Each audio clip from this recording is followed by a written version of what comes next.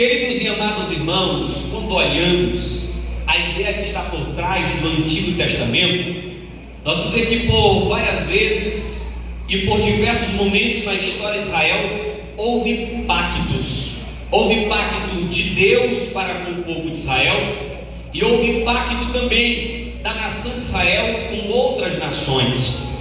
Porém, quando o legislador, o profeta Moisés, ele não está mais à frente do povo de Israel, Deus já havia preparado um sucessor por nome Josué, filho de Nun. Este homem Deus já havia separado para dar continuidade a tão grande obra que ele havia predestinado para o povo de Israel.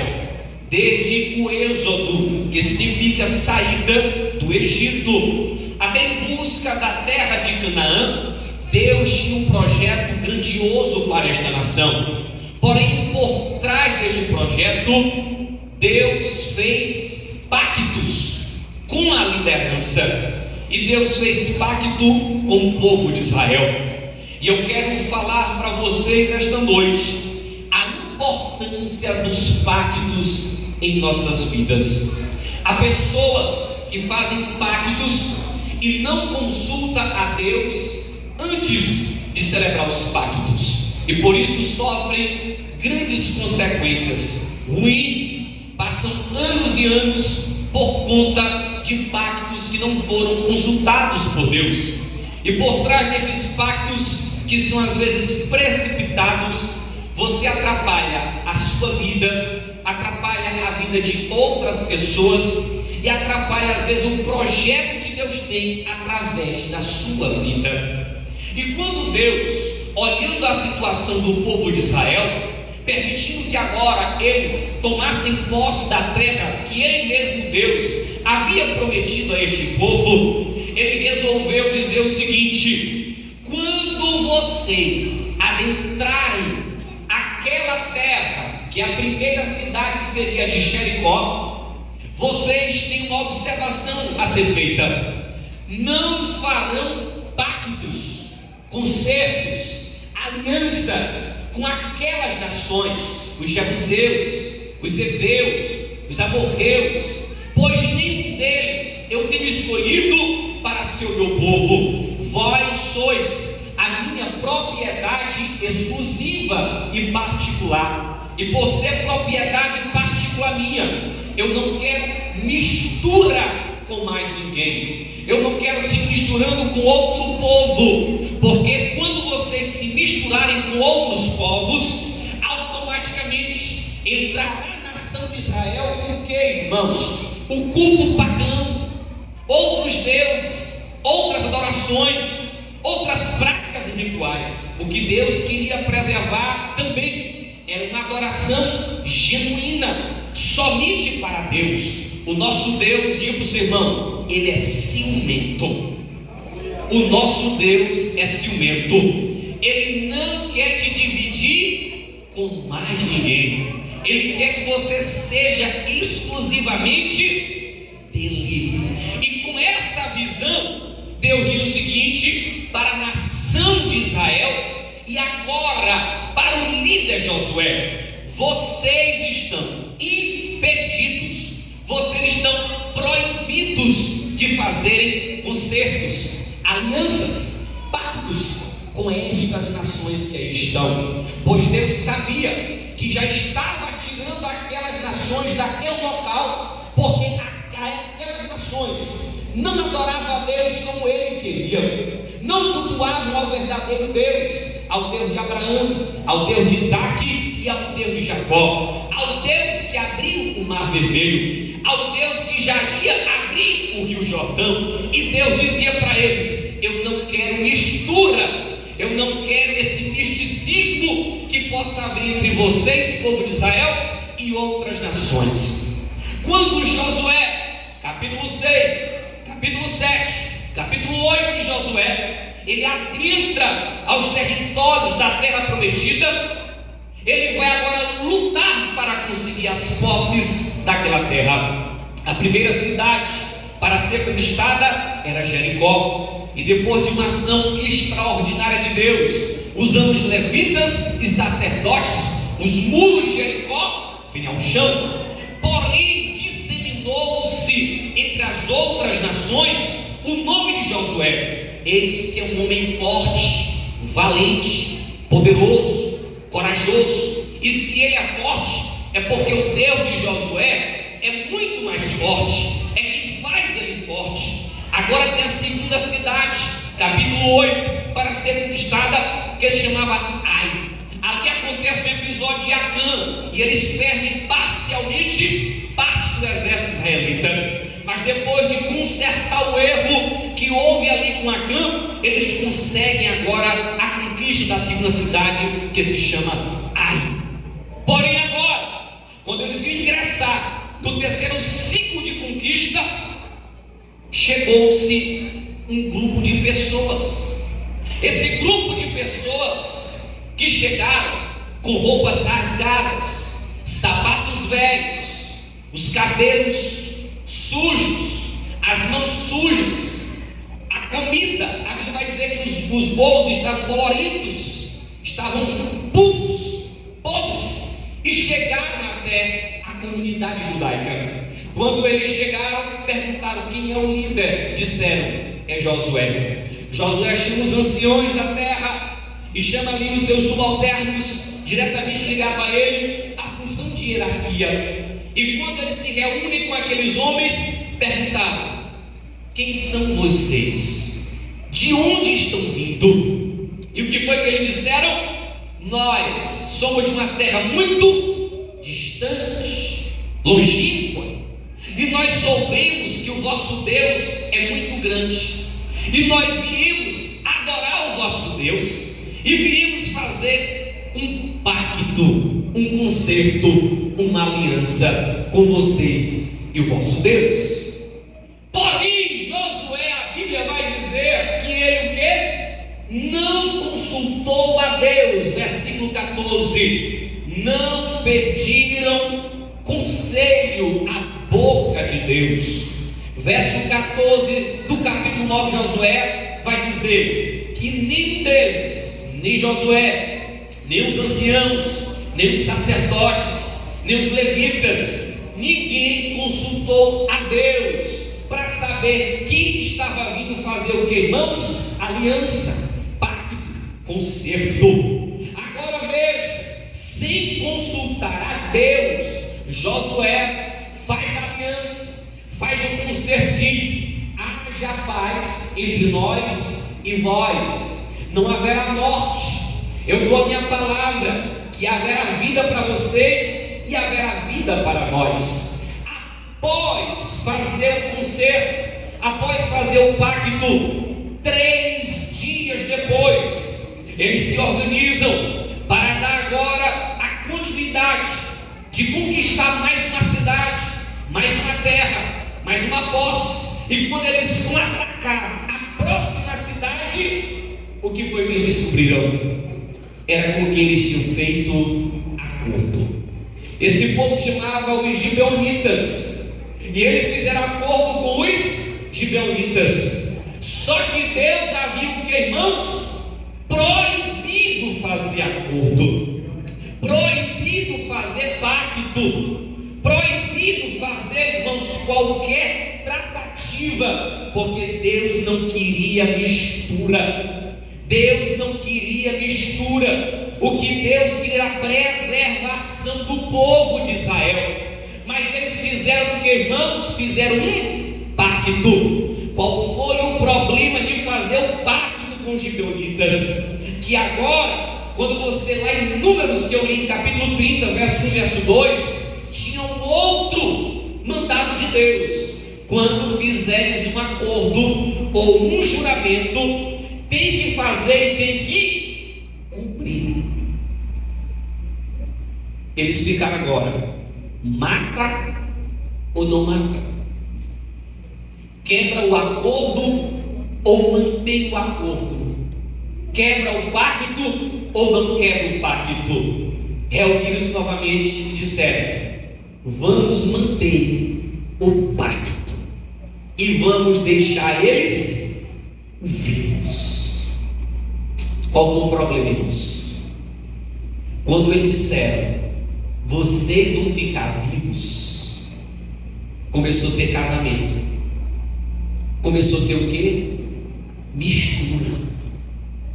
E começou a ter o quê, irmãos? Problema. A mensagem de hoje é: consulte a Deus antes dos pactos. Nós estamos no mês de fevereiro, de março, dia 1º de 2026, e tem pessoas que estão entrando o ano fazendo pactos sem consultar a Deus antes.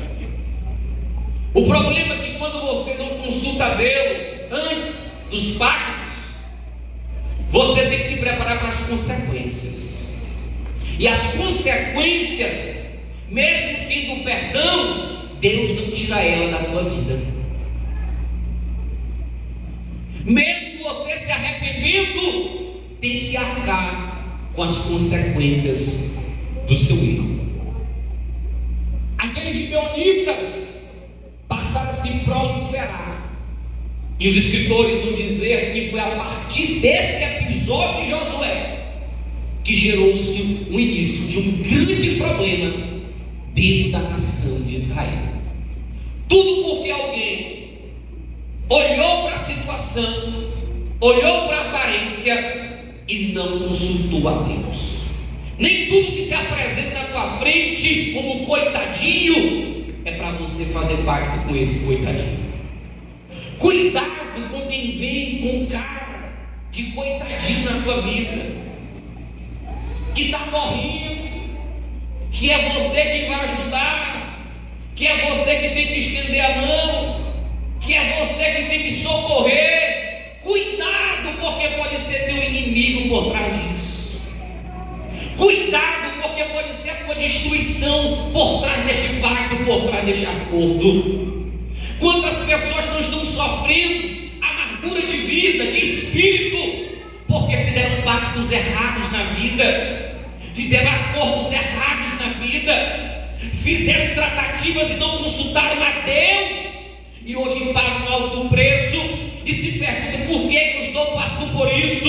O problema não foi de Deus, porque você não consultou a Deus, não pediu orientação a Deus.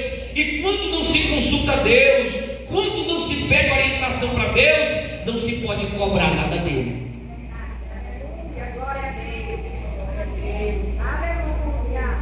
Não se pode cobrar daquilo que você não consultou a Deus. A responsabilidade é totalmente sua. Eu conheci um pastor dos nossos, e ele era próximo do campo do meu pai. E um dia ele convidou meu pai para levar uma caravana de pessoas. Isso acontecia muito no interior, os pastores se ajudando, levavam ônibus, os crentes, caminhando, faziam de tudo. E nós fomos para a festa lá, irmãos. E os pregadores era o próprio pastor do local e o meu pai.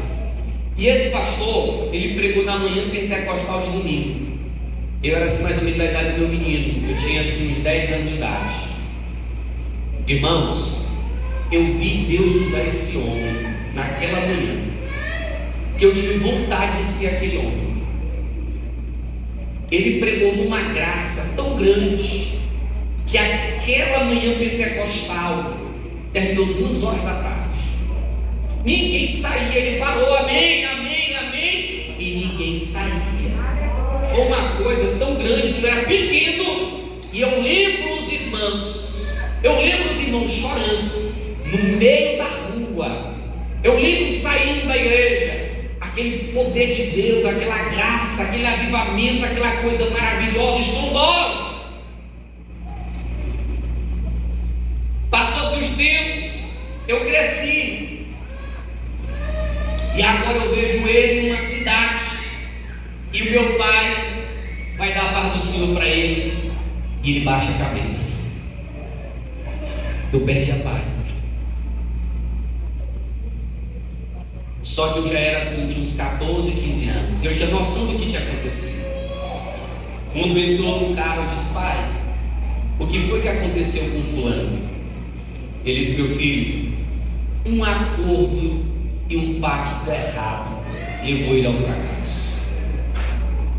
E eu disse: pai, o que foi que ele fez? Ele disse: meu filho, ele ainda é jovem, muito eloquente, um jovem promissor da igreja. E o pastor dele disse: meu filho, tu tem chamada para o ministério. E aquilo foi se confirmando. Mas num culto, uma irmã de oração se levantou da cadeira, pegou a mão de uma irmã do lado e disse: Deus está dizendo que essa aqui é a tua esposa. E ele, irmão, dentro de 30 dias estava casado com essa irmã. 30 dias ele estava casado com ela. Ele tinha o quê? A chamada. Mas ela não tinha chamada. E quando ele foi para o ministério, que quando chegou na obra, ela disse: o divórcio, o ministério. O divórcio, o ministério. Você escolhe. E ele disse: é o ministério. Mas o irmão sabe que a nossa convenção não aceita o divórcio. E ele teve que perder o seu ministério. Cuidado com os pactos que apresentam para ti. Cuidado com as alianças que estão querendo fazer contigo. Eu trago um alerta para a área 2, subsede Hebron. Cuidado com as tuas alianças. Cuidado com os teus concertos. Cuidado com os teus acordos. Cuidado com os pactos que tu estás fazendo. Possa ser que tu vá chorar amargamente por não ter consultado a orientação de Deus na tua vida. O problema de Josué se repete nos dias atuais. A autoconfiança. Venci uma cidade, venci outra cidade, agora eu estou por cima, agora eu posso. E começa a se esquecer de Deus. Cuidado quando você estiver muito grande. Cuidado quando você estiver lá no auge. Você nunca esteve tão perto da queda quando esteve no auge. Cuidado porque o auge traz a sensação de autoconfiança, que você já sabe, que a experiência te ensinou, que você já tem experiência suficiente. Mas eu quero dizer, compacto, a vontade de Deus sempre vai prevalecer na tua vida. Você pode ir para a faculdade, você pode ter tantos anos de ministério, pode ter conquistado muitas coisas na vida, mas quando for assinar o pacto, tem que saber se Deus está nesse negócio. Quantos hoje, irmãos, empresas estão falidas por conta de pactos que foram feitos de forma equivocada?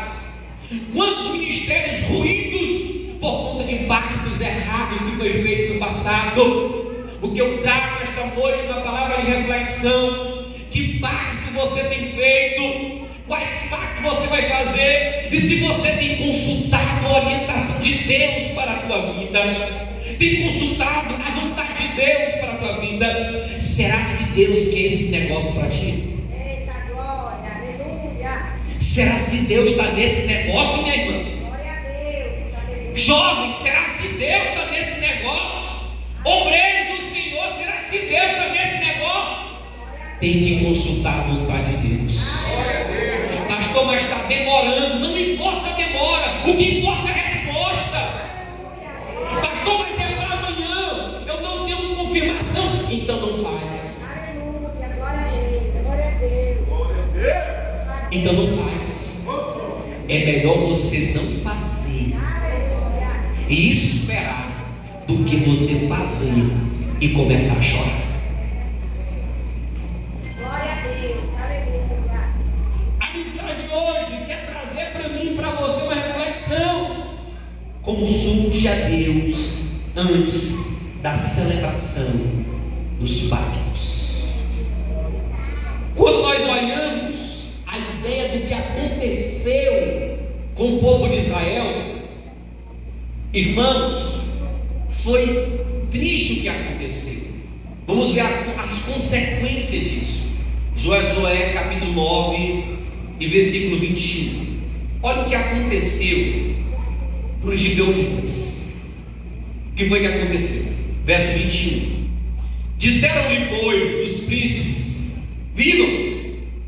E se tornaram o que, irmãos?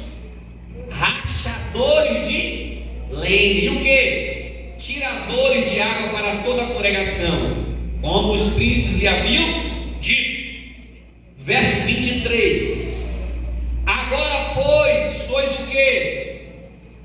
Eles passaram a ser o que? Malditos. Isso aqui vai ser grave. Eu vou explicar isso aqui. Malditos. E dentre vós não deixará de haver o que? Escravos. Escravos. Olha isso aqui. Nem rachadores de lenha, nem tiradores de água para a casa de Deus. Verso 27. E naquele dia Josué os deu como rachadores de lenha e tiradores de água para a congregação e para o altar do Senhor até o dia de hoje. Eles tiveram que conviver com a maldição dentro de Israel.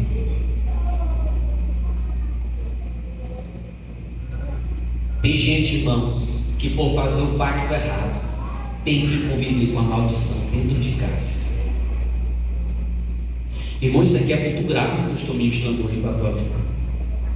Talvez tu não tenha noção que algumas pessoas estão vivendo na maldição por conta de pactos errados, contratos errados, convênios errados, concertos errados. Estão vivendo debaixo de maldição. E o pior, que o texto diz que eles tiveram que ficar dentro de Israel. Às vezes a maldição fica dentro de casa. Pastor, mas essa palavra está me trazendo que eu estou levando isso dentro de mim. Como é que eu faço para resolver? Porque houve um problema de conviver com a maldição. E agora teve o lado de Israel. Qual foi o lado de Israel? Versículo 26. Olha o verso 26. Olha o que diz o verso 26. Assim, pois, lhes fez e livrou-os das mãos dos filhos de Israel, e não os mataram. Eu estudando um autor sobre isso, o Champlin, ele vai explicar isso aqui. Ele vai dizer que Israel foi obrigado a tolerar a maldição. Tem coisa que você não afasta, você apenas tolera. Tem coisa que você não muda mais, que você apenas suporta. Cuidado, meu bem, com os pactos. Cuidado, meu bem, com as decisões. Cuidado, igreja, com os pactos. Cuidado. Pacto não é brincadeira, irmãos.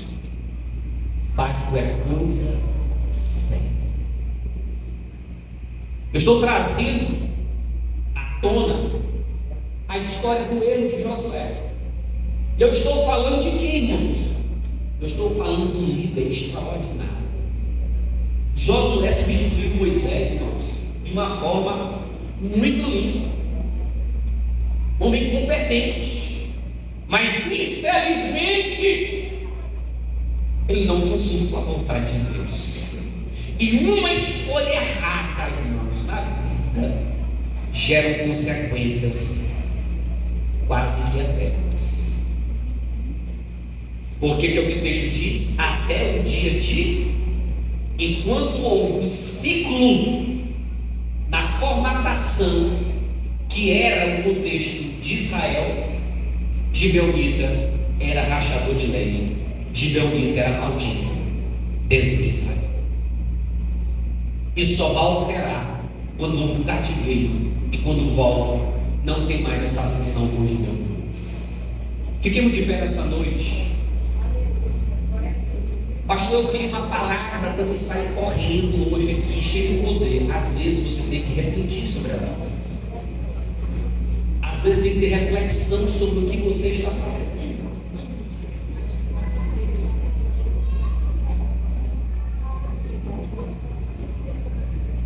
Eu vou contar um testemunho meu.